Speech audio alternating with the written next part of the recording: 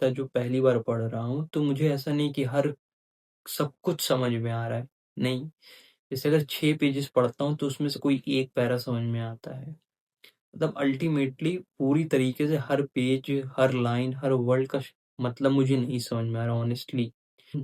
पर मैं समझने की कोशिश कर रहा हूँ, क्योंकि एक बार में सारी चीज़ें खुद अगर पढ़ रहा हूँ तो नहीं समझ में आए। कुछ-कुछ ऐसे हिंदी में है, जैसे किसी को पता है जब अच्छी तरीके से, तो सरल ये इससे और सरल भाषा में मुझे सिखाए। तो मुझे ऐसा नहीं कि सारा सब कुछ समझ में आ रहा है, बहुत कम चीज़ें समझ में आ रही हैं। हाँ, अगर पूरी मतलब फुल फ़ोकस के साथ पढ़ रहा हूँ, तब मुझे थोड़ा बहुत समझ में आ रहा है। अगर मैं पढ़ रहा हूँ और दिमाग में कुछ और चल रहा है, तो बस पढ़ते जा रहा हूँ बट समझ में कुछ नहीं आ रहा है। तो अगर आपको गीता पढ़ना है, तो आपको उस टाइम सिर्फ़ इसे ही पढ़ना है, दिमाग में कुछ और नहीं होना चाहिए। अगर दिमाग में आपके कुछ और चल रहा है, तो आपको गीता समझ में ही नहीं आएगी।